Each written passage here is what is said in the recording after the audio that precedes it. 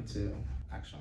Hello everybody and welcome to another interesting episode of Bold Conversation with me, Medina Oyedele. As you can see, I have another interesting, bold, sharp, fresh personality with me, and it's none other than Olabayo Awodirepo, aka Prof. Josh, aka Witty Pen, aka ASC President, aka Daddy OJ. Thank you so much for joining me today. I'm tempted to speak in Yoruba, but of course. Most people don't know, but we've been together. It's been a journey, like 2014 when I first. No, that's not 2014. Oh, 2013. 2012. Oh, okay. I'm not good with numbers. We've been together. So it's been a long time. Yeah, it's been a connection since then, and it's been an amazing journey. There was a time I was wondering how you used to set a timetable for wishing me Happy New Month. Yeah. Consistently for like 5 years. Yeah. In those days. Yeah, I had a list of people I had to send Happy New Month text message to. I didn't have WhatsApp then. Yeah. So SMS. You just saying, I'm like, how did this guy, how has he stayed consistent with doing this thing? And I think that's one of the things that stand out for me with you as a person, as an individual, and as a leader. And I'm so happy we're doing this together again. This is like the third time we are having conversation. Okay, now it's not video, now it's like face to face. This is face to face. So let's call this one face to face bold conversation. Oh my God. All right, so we're going to get started. Thank you so much for joining. Do well to subscribe. Don't forget to like and click, share, tell somebody to tell somebody, right? This is a platform where ordinary people come to share their extraordinary journey. So I have a list of questions, and then we have a section for the icebreaker somewhere along the line. So I'll start with my first question with... Let me bring in and breathe out first. Oh my God. All right, let's go. So let's start with your roots. How did growing up in Ile-Ife shape your identity and your personality? Well, I'm from Osun State, Ile-Ife, but I was born and brought up in Badagry. So okay. I spent the first 20 years of my life in Badagry, Lagos State. So you're definitely Badagry, Lagos State is Nigeria. So before you start saying Badagry is not in Lagos State or it's not in Nigeria. So I was born and brought up in Badagry. Yeah. I think I grew up in an environment where most teenagers just feel after secondary school that's the end of life. So I grew up in that kind of environment where you just believe just go and do, maybe after secondary school, do something like mechanic, do something like, bike rider or something, and that's the end. Just get married and start having children. So I think I almost became like that too, but thank God for God who redirected my path, and we are here today. So growing up in Badagry was a very interesting experience. Yeah. And the fact that we had, because I grew up in a kind of community setting or communal setting where everybody is everybody's parents. Yeah. If that makes sense. I remember that, yes. And where the whole community is raising you. We had time to play with friends, walk around barefooted, I'm not Botao. People really think I am, but thank God for God anyway. So it's a nice experience growing up in Badagry, and I also thank God for how God redirected my path and made me see things beyond what my teenager self could see at that time, and we are here today. So because Badagry is known for being I wanted to say a town that is a community that is very close to Benin Republic, which made a border town that is exposed to French as a language. Did that affect your choice of picking French? Not at all. Not at all. In fact, it's not as if we speak French in Badagry. No. Okay, so tell us. We don't speak French in Badagry. I think the let me not say first language, but let me say the dominant language in where I grew up. It's Igbo language. Yeah. And Do unfortunately, you speak Igbo? Unfortunately, I can't say a word in Igbo language. Oh, and it's not my fault though. It's not my Whose fault. fault? It's not my fault. You lived there 20 good years. Where it's a long story. Oh, yeah, And to cut it short, I would say at that time, Okay. speaking Igbo language was not really Fancy. a thing. Yeah, Like not it was fancy. even like it's more like an abuse when somebody says you are Igbo, you know. Yeah, But now I yeah. think it's the mentality has changed now. People are now embracing this language and the culture. So I wish I had the opportunity to learn the language. But then growing up, people who could speak the language at that time would rather choose to speak Yoruba or English Because they were ashamed because of their language. they want to be identified as Igbo, so to say. So I was not encouraged to even want to learn it. Yeah. So that's it. That's my story. So, how did you pick up the interest to actually study French? I always have a long story, but I'll cut it short. So, but this one, I can't just jump into how I chose French without mentioning how God directed my path. And I mentioned that earlier. So when I finished secondary school in 2008,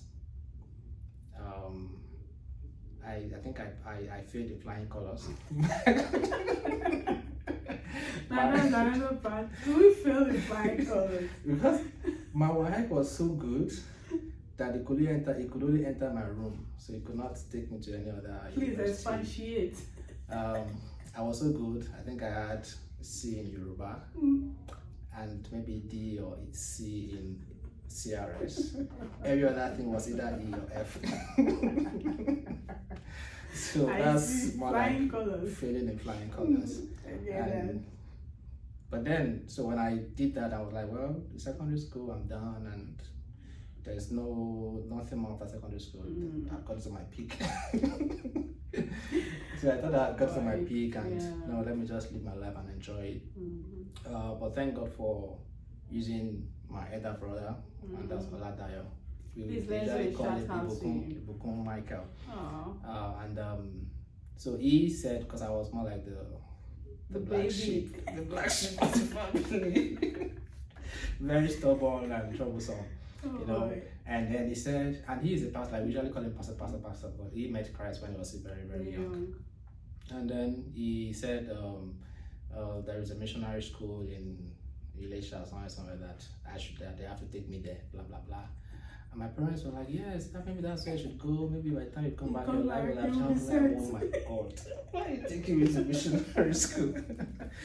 Okay.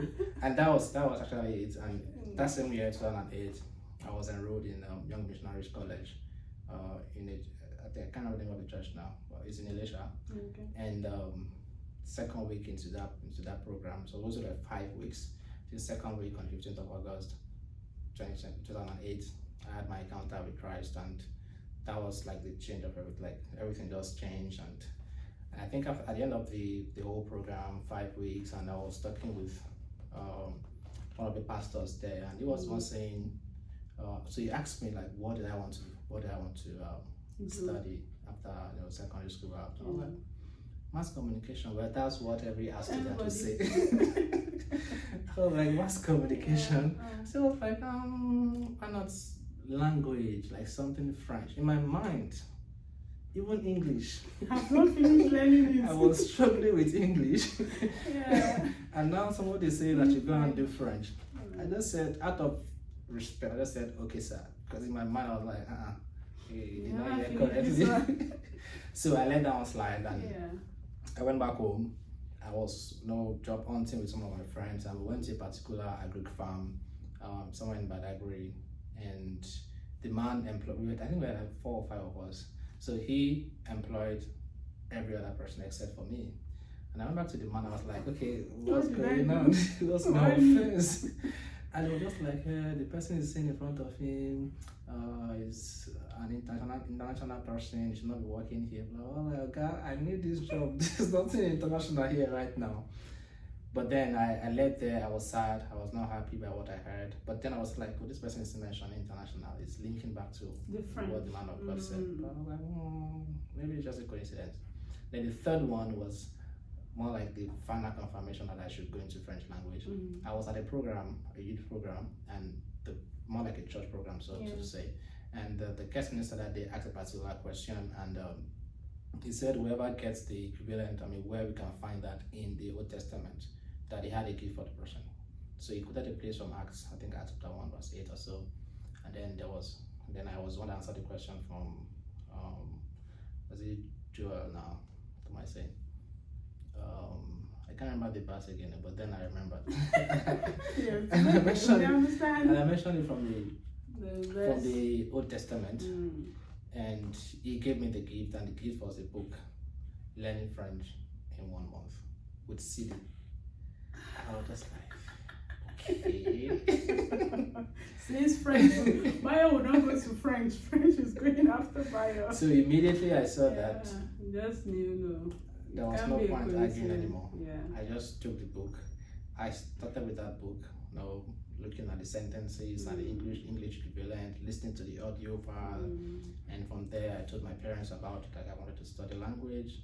They didn't even ask me why. She just said, "Go make inquiries." I'm sure they wanted you out of the Go house. make inquiries. No, at this point I was already a changed person. Oh. Like, I did my life to Christ. I'm very obedient. JJ, like no while I'm not trouble anymore. So I guess they also like, oh, this guy's a changed person, and we need to support whatever he wants to do. So that's how I started with French language. Wow. 2009. That is definitely a long journey. It's been a long journey. I think my own story is a bit different. It's not like my story with French is straightforward like that, but somehow straightforward because my family, we are multilingual. My grandpa spoke like 9 languages. Currently in the family, nobody speaks 2, like 3, 4, yes, like that. So I think that is a blessing that I pick up from the family. So not that long journey. Even though I have my own story too around French, there is this, you're wearing witty pen, you're also known as AKA Prof Josh. Where did they came from? For Prof Josh, Prof Josh came from some of my friends. When I started in French Village in 2009, I did like 9-month program, and then I was in Benin Republic on that 3-month immersion program. So when I came back, I just had this like more like fire, like I wanted to just teach. You're always teaching. I wanted if to you need just somebody to do something, teach French for 10 minutes, don't call Bayo. It's gonna go like 2 hours. Like just teach this 10 minutes. So I wanted to just like pour the knowledge, because I knew where I was coming from. Remember I said my English was very bad before I picked up French, and in the space of 9 months, everything became balanced. Like English, French, I was like, it was more like a miracle. And it was my journey was so smooth. Like I didn't find it difficult to understand whatever I was being taught. I easily understood, even grammar and all of those things. So I was just eager to teach people, like you must also understand these things. So I think it was from there I ended up being Prof Josh, but my name is also Joshua. So they decided calling me Prof Josh. So that gave birth to the name Prof Josh. And that name followed me all through my days in the university. That even some of my lecturers would call me Prof. So but as for Witty Pen came to limelight in 2018. 2018. There are some things that you don't know you have them until something happens. So I didn't know I could really write until I had my first heartbreak. Oh no. Oh. In 2012. Who broke the heart? You or? My heart was broken. Oh it was shattered. Oh no. In pieces. Sorry. And I think I was still in 2012. I was still very young, naive, and all of that. So I think. Plus, you look like a lover boy. Oh, maybe. Yeah. I didn't think that. So that was what happened, and from there, my first poem was written in French. L'amour comme chauve-souris. It was like love like a bat. It was more like deception, like I was deceived by love, so to say. So I wrote that and I forgot about even writing poem. Okay. I think even during my undergrad days, I still wrote some poems, but I didn't see it as a thing. Oh, yeah. Okay, but in 2017, 2018, when I was during my service year, national service year, I picked up writing again. Like I was writing scripts, drama and all of that. And between that year, 2017, 2018, I just thought of the idea, like, okay, why not create a brand around this thing, and also maybe even a group where you can also teach other people, because they may have it in them, they don't know they have it until there's something that will push it out. But it shouldn't be heartbreak, like so maybe they just need something to jumpstart. So I created Witty Writers World. Yes, and then I had a few people that started with me, and then a few other people that were training how to write, just express your creativity in any way you can. I was like, okay, what pen should I have? So there's Witty Writers World. Let me just a Witty pen. Okay. And that's where Witty pen came from. Wow. I mean, when you were talking, what came to my mind is there was a time you were struggling with English, and there was a time you didn't know French at all, and then suddenly you're so good with French, and then so good with the same English. So I understand that you actually learned the French. Did you have to also practice the English? Well, at some point, I had to go back to some basic English grammar, but I didn't really do much in English. I think I learned English from French, and I would also say that you learned English through French language, by understanding French grammar. Because that's what happened. So by understanding the French grammar, I had to okay, let me think of how this works in English, and that was how I was able to also master English. And I would also say I think my English mastery also started from the Bible scriptures when I gave my life to Christ. So and then when I needed to pray, I would pray using the scripture, because I could not really say the words, I could not really express myself well in English. So whenever they asked me to come lead a prayer, I'll be saying what I read from the scriptures. As you hear this and you sound superfluity of nothingness. It's from the Bible. It's not like I saw that from any dictionary or anything. I get that. So I would pray, and from there I was speaking those words, sentences, and everything was just flowing miraculously. I was just speaking. Because I have to bring that up, because most time as Christian we tend to, when I just started speaking French, I just started speaking English. The you that I know, you are a workaholic. You are a lifelong learner. I mean, there are times I'm saying, okay, this boy will not chase me to somewhere else. Sometimes I see you do things like this challenge, this 365 days. 365 days. I saw the post today, and I'm like, even if nobody is liking it, you've never missed a day. I have.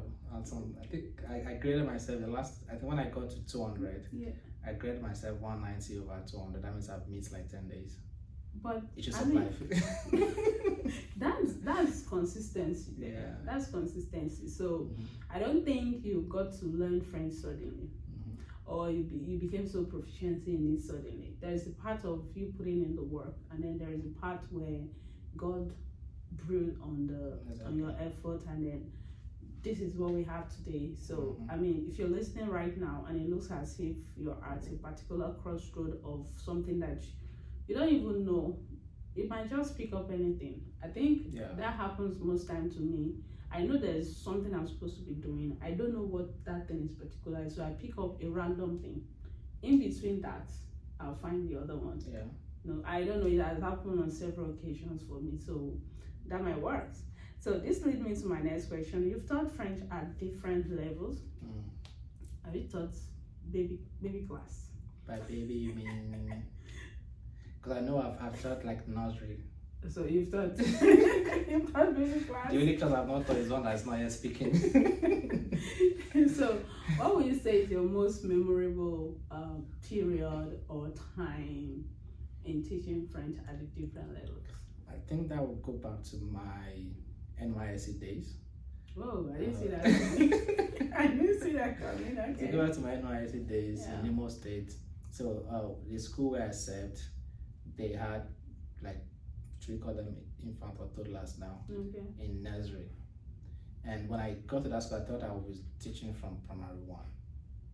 Okay, until the headmistress says, "Oh, we have some of our children. They want to learn French in nursery 2, nursery 3." I was like, "Why would I teach this one?" Okay, but when I started with this one, when I started with them, we were just doing like songs, poems. I mean, not by poems, I mean just rhymes, like all these French rhymes and stuff like that.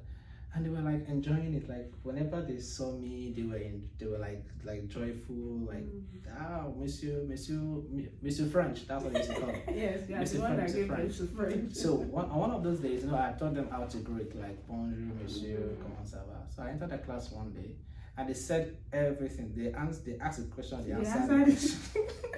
Just like bonjour, monsieur, comment ça va, ça va bien, merci. Et vous? I was like, okay. What should I now say?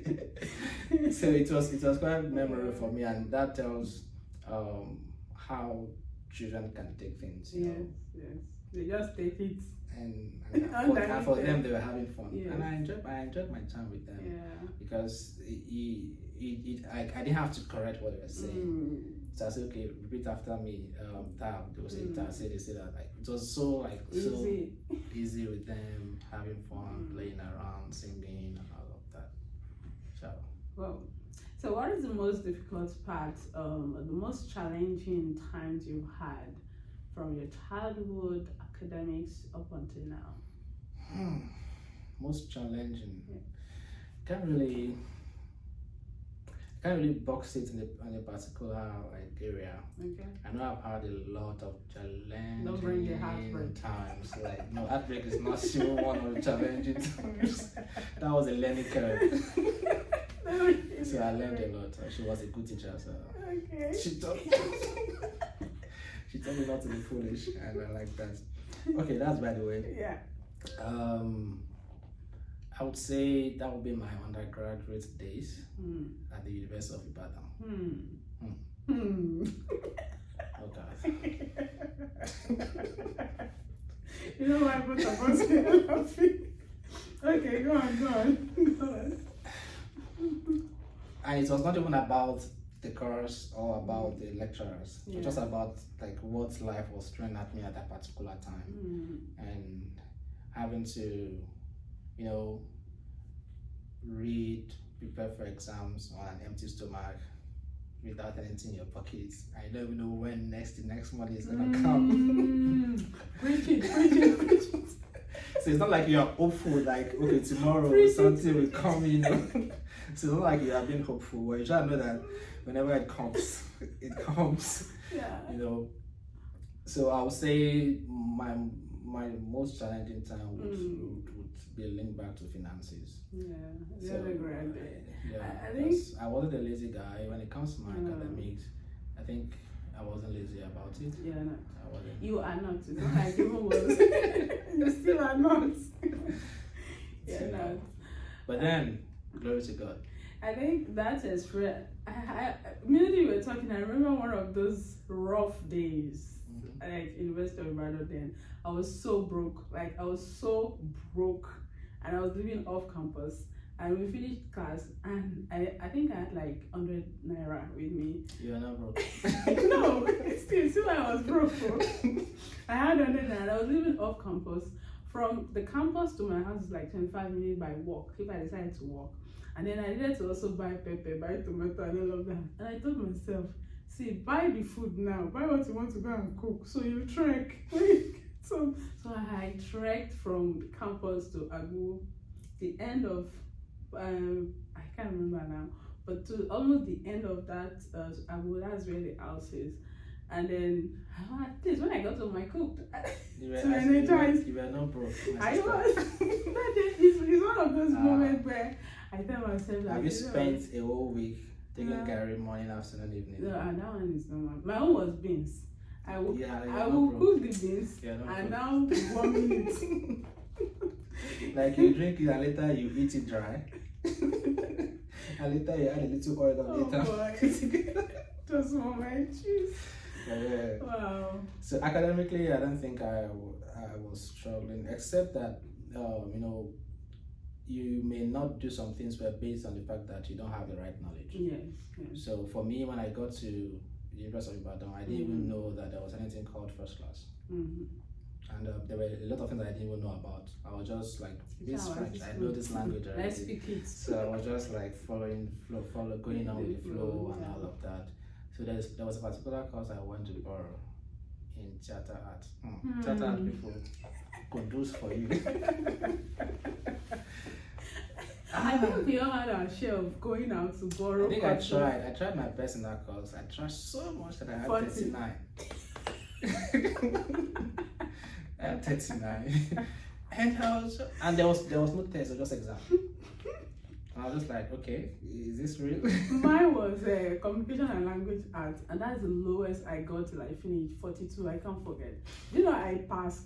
The majors were telling me, but you passed now, 42. And the thing just dropped my CGPA like that. Yeah. This is not pass. This is like failed. But see, I'm a major. I failed it. That's okay. I think I had a share of not having the right information, like he said. We didn't know that, okay, there are some departments. Don't go there. I think I know better now. I think it's not just having the right information, like be open to information. Yeah. Like you can have it and not be open to it. So if I had gone for orientation, for example, because we had orientation for new students. Skipped. I was like, what was the talk am I doing that? I see, that's why I got it. So I think I see that stubbornness in me. Even though Jesus Christ has done this. I don't think the orientation, well, I attended the orientation, and then I still have people that gave me information on departments that I should borrow or not borrow. But my passion for the media took me to language and communication. So your passion gave you passion. So I just told myself anyhow. But you know, eventually I was an AOP in the on the campus radio. So eventually it paid off. So but it dropped my. That's Studio Francophone. Yes, that's Studio Francophone. Yeah. You while you were at the University of Ibadan, you wore many hats. One of those that I can remember is the one you were working with me. But after I left, girl, you just went all over the place. So how were you able to balance? And you still graduated with good grades. So I want to know how you were able to balance your leadership and academics at that point. Well, I'm not sure I knew as much as I know now at that time when it comes to balancing leadership, academic, and your personal life. So I can't really tell how I did all of those. I just knew that I was doing them. I was doing this. I think now is probably what they now call time management. I didn't even know. I didn't understand the concept of time management at that time. For me, I just had this thing in me, like whatever I am, anything I can offer while I'm there, I want to do it and go. So I was everywhere. When I say everywhere, I mean everywhere. I was everywhere, and so one of the things that helped me was the fact that I understood what works for me when it comes to reading. I'm not a night person. I don't read all night like people that will go to the library, sleep there and read all night. It don't work for me. I used to call them one name them. I don't do that. I can't remember, but there was a name we used to call them. So for me, maybe early in the morning before I go out or before I sleep, but not like reading all night. So I knew I had my times, and I'm the kind of person that if I have my preparing for exam starts 2 days to exam. Because if I prepare earlier, I'll forget everything. Yeah. So I already know like what works for me and what doesn't work, and in one way or the other, those things really helped. I mean, what I was in helped, and that's just it. Well, you also work in Alliance Francaise Ibadan. Yeah.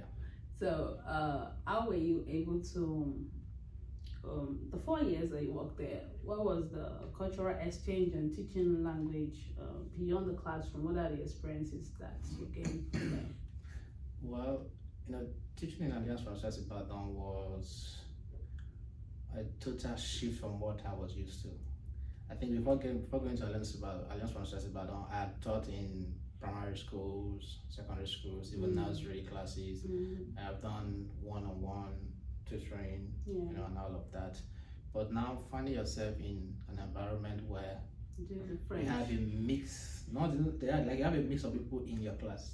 You have people that are just finishing secondary school in your class. You have people that are probably in their second or third year of university in that class. In that same class, you have someone who is probably a lawyer somewhere, or who is a doctor somewhere, who is like can even pass for your grandfather. So all of them together mix in the same class, and you have to teach all of them the same thing. Same way. So it was another, learning curve for me, and I had to, learn how to not to be too fast for those who are older, and not to be too slow for those who are younger, and trying to see how I can, get that balance. So it was a new terrain, so to say, and I'm glad I took that job at that time, and it really shaped my teaching pedagogy. Now you sound like a scholar. I cannot go on without talking about your poetry collection. Maybe it was, yeah. in fact, most times I usually forget I'm an author. So okay. Now I reminded you. Well, for that collection of poems, it was published in 2022. And before then, I think I had written that. I mean, I had all the collections complete since 2020. But I wasn't sure of myself. Like, should I really put this work out? Do I need to publish it? Should I just keep it to myself? So I was speaking with one of my mentors then, that's Tolu Akemi, call him Tolu Toludo. Okay. And he said, if you don't publish it now, when will you publish it? There will always be first edition and second edition, yeah. The work can never be perfect. If that's what you are waiting for. And I was also at a particular book training, writers club training or something like that. And the lady said, your book is your global ID card. Like, you don't, like, wherever your book goes to, you are there. Yeah. So it's more like your global ID.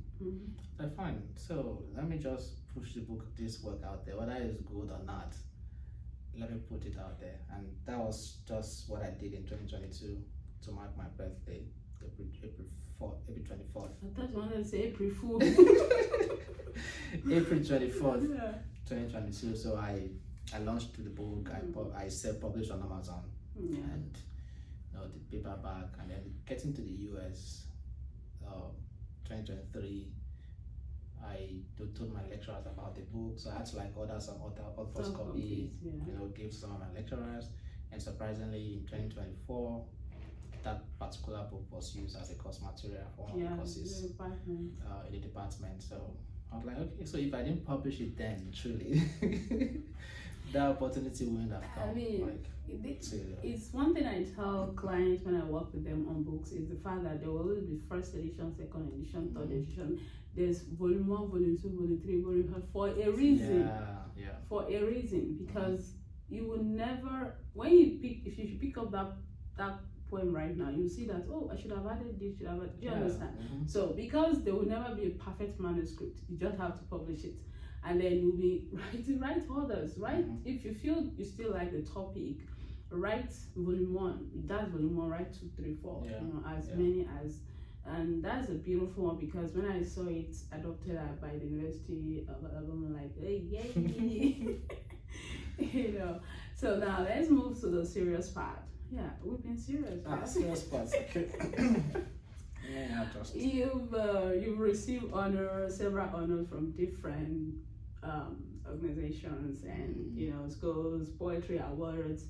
Which one has meant the most to you as a person? First, maybe you should tell us all the awards. Because tell us all the awards. I'm not sure I can remember everything. Okay, give us the top 5.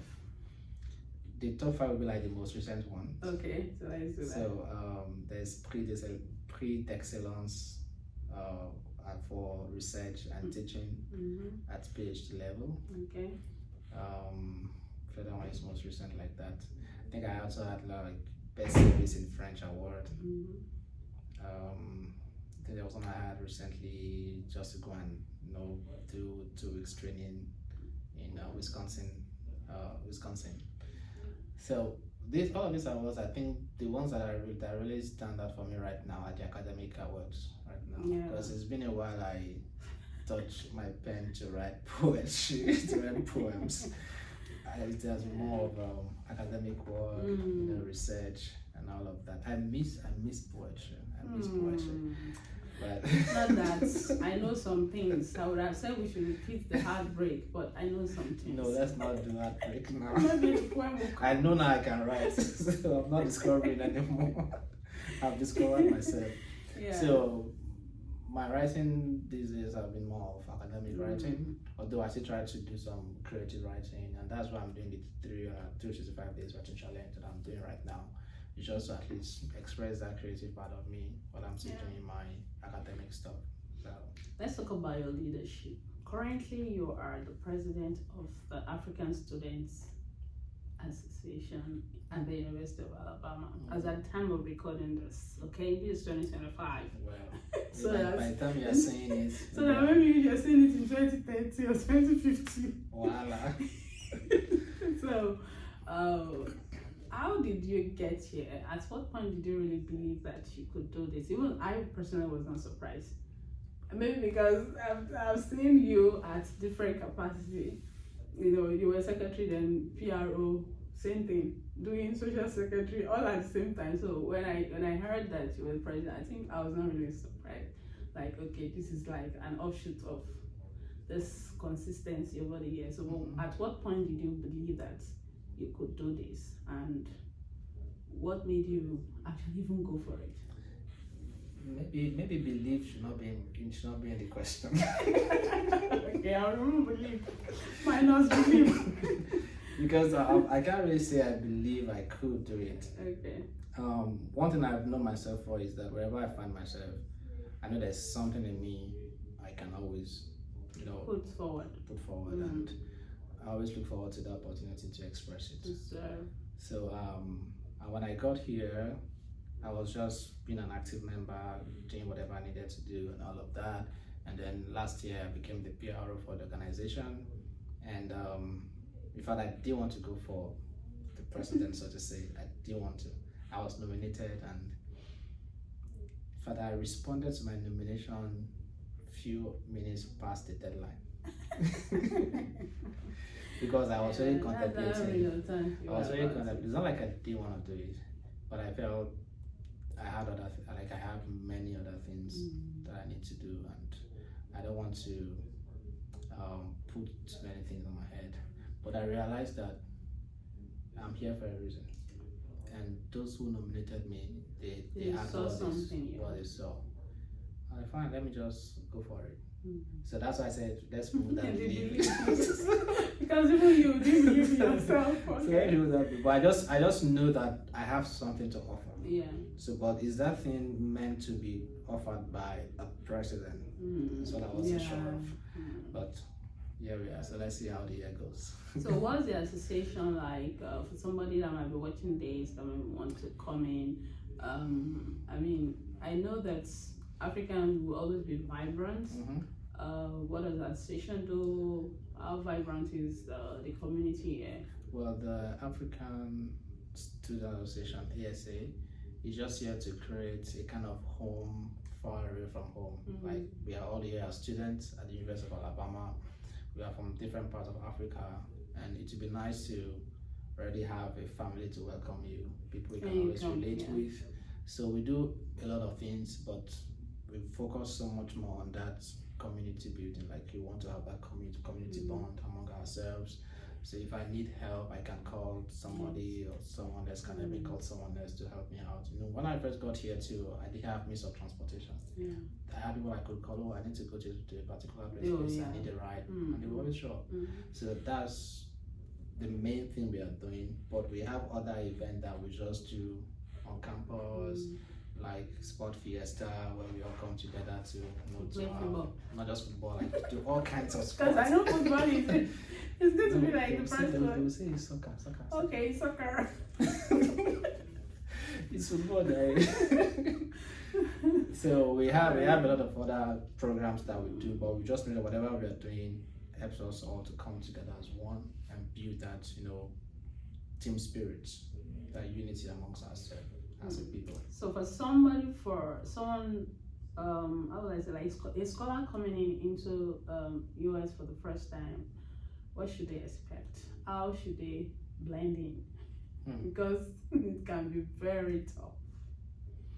That's a big question, and because I think the first thing they need to do is to erase all kinds of expectations. Okay. Like you may have had some high expectations about coming to the US. Blah, Okay. blah, blah. I think it's first to like close, like forget about those things that it's good to have expectations, it's good to have dreams and all of that. But I think most frustrations come from expectations that are not met. Okay, so if you have an expectation that is not met, you get frustrated, right? So if you're coming into the US as a scholar, I mean, coming to study, not to work, because it's a different body. That's a different experience. So when you're here to study, I think you should first understand that you're coming to a new system entirely, and things will not be done the way that you know. I mean, things will be done differently, so to say. You know, when I first came in here and they were talking about accommodation, you know, I mean, in the school policy, there's what they call accommodation. Yeah, I was thinking. Okay, I thought. And they'll ask you if you need accommodation. You're not ticket. I mean, I was like, I just came in here. I need the accommodation. So I didn't know that the accommodation means maybe you have a special need. You know, maybe you're pregnant or you have a particular health condition and all of that. I didn't know that's what the accommodation meant. Until somebody told me that, this, I said, hey, I thought they want to give me a free housing to stay now. So these are things that I've come across, and also whenever they talk about things like article in class. I mean, I hear article, I just like maybe 1 page or 2 pages. And then you see 16, 21. Yeah, I'm thinking of creative writing whenever I hear article. Or poetry. Not say, this is not empirical enough. This is not this and that. You need the methodology. Oh, like, no, be article. So, or even if you hear essay, I'm thinking of the essay we used to write in secondary school, write about your last holiday. So these are things you have to start getting used to. The system, the way they teach, the way things are done. But one thing I love about the system is the fact that if you put in the work, you're going to see the results. Yes. And that's it. And as Africans, we're already bid for that. You can say that again. You're already bid for that naturally. So just do what you can, and just learn how to move on. So aside the accommodation culture shock, what was the other culture shock you had? I had a lot.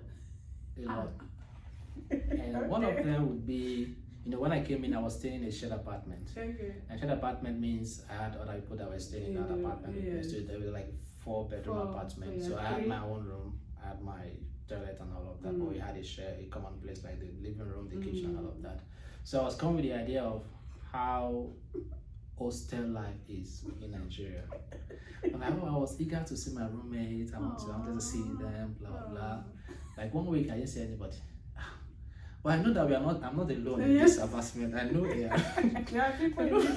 Because I used to hear sound from other room. Like, where are these people? So the day I eventually now saw one, I was eager to want to greet him and say, I just say hello, I just say hi. And I moved away. I was like, hey, are you fighting? Are you okay? Is that you sitting here? But then I later realized that that's their way of just American culture. It's not like he was being rude, and that was just it. But we later got along, and but then it was no more than hello, hi, how are you? Hi. So there was I was expecting that communal kind of thing, like in Nigeria. There's a new guy. Oh my God, far, like come on, let's talk, things like that. So that was really really a big shock for me when I came in, but then I had to learn. Okay, this side is done here, and that's it. And that's adult many. for you to remember every that one really, because I was eager, I was eager to meet my you that you're a people person, I think I was eager to be there. So since then it's just like once I get to my room, that's the end of the day. Once I shut my door, that's the end. I was like, this is not the kind of life I want to live. What philosophy do you live by? I think that would be simple. What you can't take, you don't do it to others. That's sharp. That is sharp. Yeah. If you can't take it, don't do it to others. And that's just it. Whoa. Okay, let me take this. What is the boldest decision you've ever taken in your life? Coming to the US. Why are you so bold? Coming to the US because I didn't even know what to expect when I was coming. I just knew like, oh, I had to go because to start with, I was not thinking of leaving the country. Yeah. And I've had chance to travel to France, and even when I went to France, I didn't even have that mind of I'm leaving my country. Like I wanted to go back home. But things started going very wonderfully well. And I'll just say, oh, where is this boy? Oh, he's now in the US doing this. Where is that guy? He's not doing it. I was like, what is that happening there? People are doing master's, doing PhD. Is it that simple? Yeah. Okay, let me give it a try too. And I put in, my wife told me about, the opportunities. Professor Sanusi also mentioned it. Yeah, she tells He was like, what are you still doing in Nigeria? What are you still doing here? So I put in the application and all of that. In fact, I applied to only one school, and that's the University of Alabama. That's how nonchalant you were actually. Let me apply. People are talking about. Let me apply. So when I eventually got the admission, and it was time for me to leave the country, I couldn't live with my family, so I could leave my wife and daughter. So I left alone, and I was a strong guy when I was leaving until the plane moved and started. I landed and discovered that. So I think it was more like a bold, decision to just go to a land where you don't know anything. Leave everything that you're used to behind. You don't have any family to meet there. You just want to go. No, and that's it. But here we are. How will you tell your younger self? In fact. Because it's part of what I plan to write for my 365 days. Oh, okay. Like good. Their younger self. Yeah. I think I have a lot of things to tell that guy. I have a lot of things to tell that guy. So I will start by saying, you cannot be Jehovah Jireh. And by that I mean you cannot be everybody's provider. Yeah. So my younger self, just like my dad, would want to provide for everybody, whether I know you or I don't know you. Well, at the end of the day, I end up suffering it. But I think this older self is more mature. It's more mature and understand things better. So my younger self, do things you are capable of doing. You don't have to put everything on your head. Like they will say, well, how long they finish? there will always be a problem to solve. So do the ones you can do, and allow others also do something. So don't do everything. There is one I learned from Pastor Pastor Sam Adeyemi. He said that's the first time I heard it. I don't know if it's the one that translated the word. If you don't understand that you are not El Shaddai, you shall soon die. That day it hit me differently because I was at a point where, just like you, I want to help everybody around me. I think one of the strongest thing I've had to learn in life is to say no. Yeah. No, and when I say the no, I'm firm on it. I don't even because for me to have even gotten to that point of saying no, you've exhausted all the options, space and options. So I get that. And it's not a bad thing to actually help people, but you have to just know your limits. Because there's no point pouring yourself out to people when there's nowhere for me to get refilled. Yeah, and then you're getting empty. So at the end of the day, by the time we become empty, just like the ATM, the moment it says no longer dispensing, the long queue, everybody will go. Yeah. So don't be like that. Whoa, that was a long one. Now let's go to the icebreaker. This is the best part. This is the best part. Put cream over your ice cream. I love this part because that's the way of just making me go into some points where you would have forgotten. So how the icebreaker work is, I have 10 questions. Okay. You're going to answer 5, but you pick those 5 questions randomly. Okay. So you have 1 to 10. So that's question 2. Question 2. What is one childhood memory that still makes you smile anytime you think about it? It's a very good one, but whenever I remember it, I smile. Okay. And the day my dad flogged me, like, I mean, flogged. And I knew I deserved it. Alright. And what happened was that because my dad would usually go to work on Monday and come back on Friday or Saturday. And we just moved to a new place then, and he told us he had warned us not to go out. Stay at home. And the buyer and you. A particular, because I like, oh, you come back on Friday or Saturday. So a particular Thursday, I took my younger sister on that girl. Sorry, I'm silent. Because we were just home alone, so I took her. We just went out and I was playing ball. She was not doing anything. She was just there because I was there. And I just saw the bike zoom past. Son of my dad on the bike. Oh my God. Then I ran after the bike and I got to, and the man was like, "Where are you coming from?" And I still wanted to lie with all my feet. With me down there, carries two. He forgave my sister after some minutes, but for me, lie down. But then, you did well, Papa. I like that. You did well. So I knew I deserved it. And so whenever I remember, I just like, you don't suffer. See yourself. Okay, second question. Question 5. Question 5. Okay, you go by witty pen. What is the wittiest line you've ever written or heard? Wittiest line? I think it will come from a poem. There's a poem I titled "Let Me Love You." Aww. Well, for this is for my wife, of course. It's not for any other. Shout out. All right. I think that's one of the lines says, "Allow me to be your goalkeeper, so I can keep catching feelings for you." Oh boy, I leave it at that. Another line says, "You are the diamond I'm willing to spend all my time on." Shout out to Mrs. Olabayo. Yeah. Feel free to stick the lines. You can use the line anyway. It's free. Okay. Third question. Let's say question 10. Question 10. If you could host a dinner with 3 creatives, dead or alive, who's sitting at the table? Who will be sitting at the table with you? I need to meet that guy called Shakespeare. Okay. He's one of those that added trauma to my secondary school days. All those Shakespearean poems that we had to read and all of that. And thinking that's how poems should always be written. Okay. So Shakespeare will be on the table. Chinua Achebe will be at the table. Okay.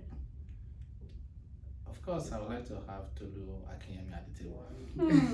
I see. So Tolu Akinyemi, you are invited. Yeah. Okay, 4th question. Let's say question 4. Question 4. If your journey had a soundtrack, what song will be the opening track? What a rhyme. What a witty line. It says soundtrack. Yes, the opening soundtrack. Opening soundtrack. The only thing that came to my mind is oh yeah me, oh yeah me. In this life you reap what you sow. Pass. Because that's it actually. I always read whatever I say, whether I'm being stubborn with it or it could do it. Okay, the last question. Let's say question 8. Question 8. What book, French or English, that changed how you see the world?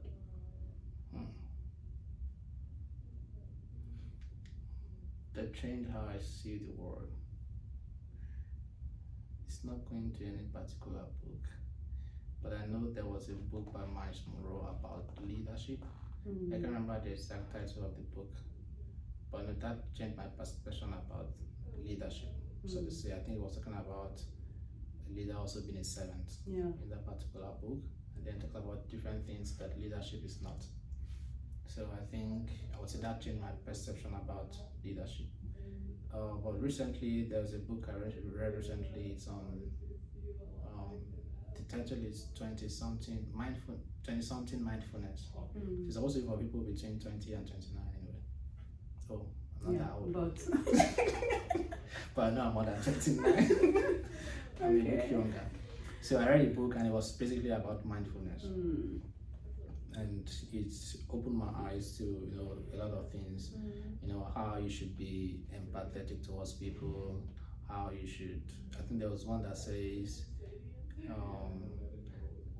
saying, I forgot how the writer puts it, but I think it's in line of saying okay does not mean you agree with the person. There are times I'll say, okay, I agree, just so that for peace reign. I understand you, even if you don't understand me, I understand you. So I think that's what empathy is all about, trying to see things through the lens of the other person and trying to understand why they do what they do.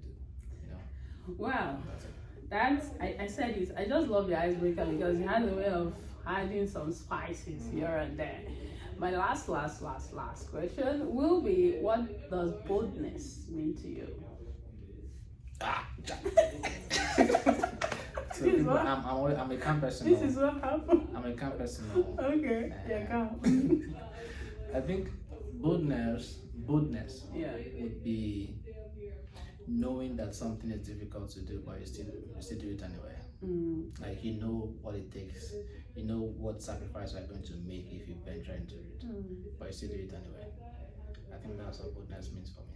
Wow, thank you so much for coming on this episode. Like I will say, no bold conversation with me, no episode is just the same. Every episode has its own challenges, its own peculiarity, its own uniqueness, and this is another one. And I want to say very, very big thank you. So if we want to connect with you on social media, where can we find you? Well, you can just use Utipen on Instagram. Is everywhere. Utipen on TikTok. In fact, just go to Google and type Utipen. All right, and Olabayo Awodirepo on Facebook and LinkedIn. Yeah. I think that's it. Thank you so much. Do you have any final word for us? Final word.